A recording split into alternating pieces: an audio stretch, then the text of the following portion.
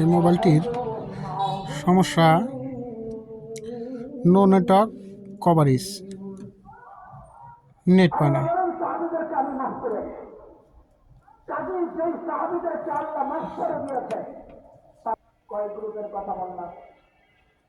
দেখি আমরা এই নেটওয়ার্কের কাজটি কিভাবে করতে পারি।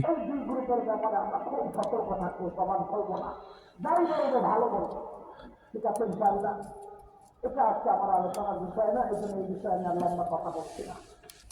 এই দুই গ্রুপের পর যে চিন্তা আছে, আমরা বিচ্ছিন্ন ভাবে গুণামুক্ত থাকতে পারি, কিন্তু সামষ্টিক ভাবে আমরা সবাই গুণা করেছি, করছি, করে যাচ্ছি। আজকে আলোচনা করার জন্য আপনাদের মনে থাকে যেন সহজে আমরা আজকে আমাদের গুনাহগুলোর তিনটা ভাগে ভাগ করতে চাই।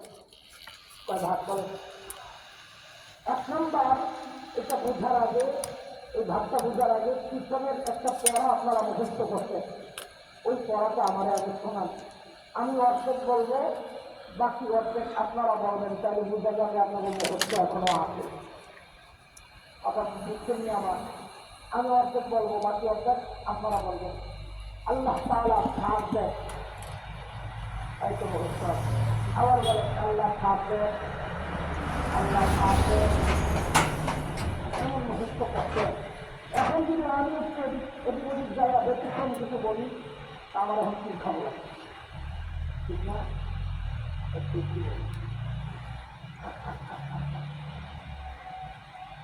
কিন্তু বুঝতে হয় কথাটা এইভাবে বলাটা আমার জন্য কি হচ্ছে। এটা কাফের ব্যাপারে বলা যায়। আল্লাহ কাফের সম্পর্কে বলা যায়, আমি কাফেরকে একটু সাথ দিচ্ছি, আপনিও ছিলেন, কিন্তু ছেড়ে দিব না। আল্লাহু মুহীতুম বিল কাফিরিন, ছেড়ে দিব না। ইমানদারদের ব্যাপারে এইভাবে সরাসরি বলাটা একটু কঠিন। এটা ঠিক আছে একটা বিশেষ ক্ষেত্রে, আমভাবে স্বাভাবিকভাবে এটা বলে দেওয়া মুশকিল। ওরা আমার আছেন দেখে তুলে কিনা। আজকে একটা নতুন প্যারা আপনারা মুহূর্ত করবেন। আমি যা বলি আমার সাথে সাথে বলে যে আমার আল্লাহ, সবাই বলে আমার আল্লাহ ছাড়ও দেন, ছেড়েও দেন। বলেন আমার আল্লাহ ছাড়ও দেন, ছেড়েও দেন। তো আমার কথা না, এটা কোরআনের কথা। আল্লাহ বলেছেন ওয়ায়াফু আন কাসীর, বহুজনের বহু গুণ আমি এমনি মাফ করে দেব। আচ্ছা একটু বুঝে করে বলেন তো, এই জন্য আল্লাহ নবী বলেন কেউ যদি আল্লাহর জন্য হজ করে, কার জন্য? কার জন্য? হজ কার জন্য করে?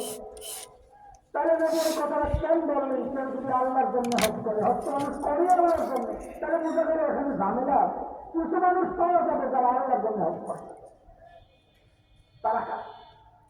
বলে অভাব নাই, বলে দেখান, দেখান। হজের আগেও দাড়ি কাটতো, হজের পরেও দাড়ি কাটতো, জানেন? হজের আগেও সুদ খাইতো, হজের পরেও সুদ খায়। হজের আগেও ঘুষ খাইতো, হজের পরেও।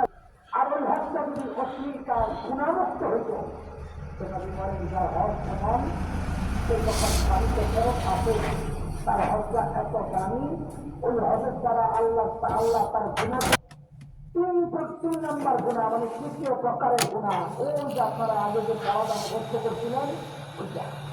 এইবার বলে আল্লাহ থাকবেন। আচ্ছা মনোযোগ আছে না? আমি তিনটা গুণাকে আবার বলছি, আপনাদের প্রশ্ন করছি। এক নম্বর গুণা হচ্ছে যে গুণা আল্লাহ এমনি মাফ করে দেয়।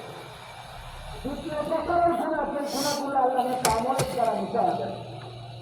তৃতীয় প্রকারের গুণা অপরাধ জীবন, তার অপরাধের লিস্ট যত লম্বা, অপরাধ দেওয়ার তো দরকার নাই, যেটা আছে অরিজিনালটা দিয়ে সহজ করার ক্ষেত্রে। এবং সহজে বলেন যে আপন জনের কাছে চলে গেছে। কোথায়? কেন বলছে আপন জন?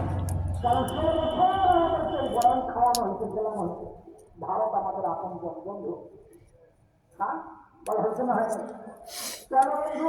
কত কিছু দেয়, গরু দেয়, চিনি দেয়, আলু দেয়, তেল দেয়, খালি করে দেয়, সেই দেশটা দেখতাম ধরে চিনে তেল দেখায়।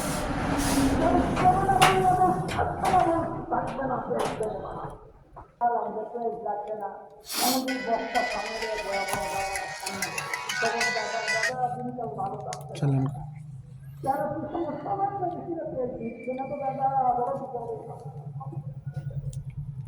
তোরা খাওয়ার সেই পরিণত থাকে। কথাগুলো বলছি একটু মজাক করে, কিন্তু আমাদের কিছু যুবকদেরকে বিশেষ করে মানুষের মধ্যে দশক